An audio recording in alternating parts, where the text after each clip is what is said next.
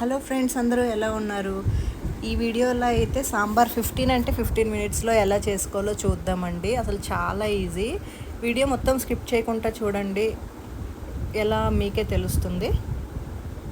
ఇదిగోండి, ముందు వెజిటేబుల్స్ మనం సాంబార్లో ఏమేమి వేయాలనుకుంటున్నామో అవన్నీ నీట్గా కట్ చేసుకొని పక్కన పెట్టుకొని కళాయి పెట్టుకొని కళాయిలో పోపు ముందే వేసేసుకోవాలండి.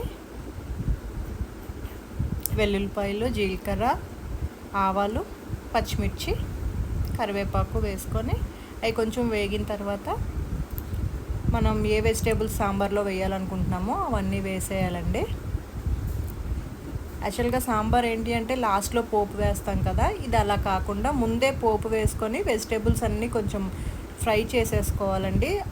ఓ 75% ఇక్కడే బాయిల్ అయిపోతాయి ఇలా ఫ్రైలోనే.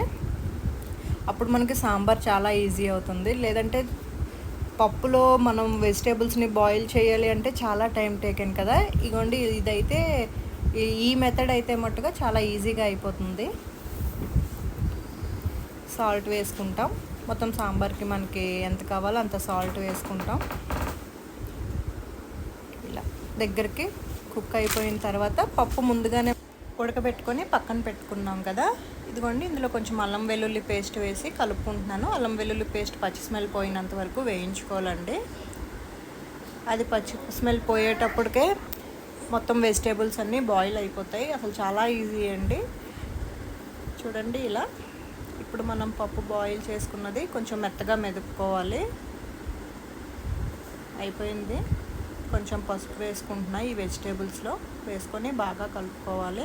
మనకి పులుపు ఎంత కావాలో అంత చింతపండు ముందుగానే మనం రెడీ చేసి పక్కన పెట్టుకోవాలి. ఇదిగోండి, ఇలా మెత్తగా చేసుకుని పప్పును పెట్టుకొని ఈ చింతపండు పులుసు పప్పులో వేసేసుకోవాలి అండి. కొందరు ఎక్కువ పులుపు తింటారు, కొందరు తక్కువ తింటారు. అలాగా ఎవరి టేస్ట్కి తగ్గట్టు వాళ్ళు అలా వేసుకొని, ఇదిగోండి ఇప్పుడు వాటర్ వేసేసుకొని ఆల్రెడీ కుక్ అయిపోయిన వెజిటేబుల్స్ ఉన్నాయి కదా, ఇవన్నీ అందులో వేసి హైలోనే ఒక 5 మినిట్స్ బాగా బాయిల్ చేసామంటే ఇంకా సాంబార్ అయిపోయినట్టే అండి. ఇప్పుడే సాంబార్ పొడి కొంచెం కలర్ కోసం కారం కూడా వేస్తాను ఇందులో నేను. ఇదిగోండి ఇలా. ఇప్పుడు మొత్తం వేయించుకున్న వెజిటేబుల్స్ అన్నీ వేసేసి దగ్గరగా కలుపుకొని ఒకసారి కొంచెం బాగా బాయిల్ అవ్వాలి. హైలోనే, అసలు సిమ్లో పెట్టుకో అవసరం లేదు. సాల్ట్ చూసుకొని సరిపడినంత సాల్ట్ వేసుకోవాలి.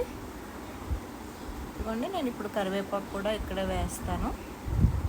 మెయిన్ సాంబార్కి కంపల్సరీ కరివేపాకు ఉండాలండి. కొత్తిమీర, కరివేపాకు అవి వేసుకుంటే చాలా టేస్ట్, ఫ్లేవర్ రెండు బాగుంటాయి. అంతే అండి. హైలో పెట్టి ఇలా బాయిల్ అయిన తర్వాత ఇంకా సపరేట్గా దీనికి పోపు వేయటం అలాంటిది ఏమీ ఉండదు. అసలు 15 మినిట్స్ అంటే 15 మినిట్స్ కంటే ఇంకా తక్కువలోనే అయిపోయిద్ది ఈ మెథడ్లో చేసుకుంటే. ఎప్పుడన్నా ట్రై చేయండి. Thank you.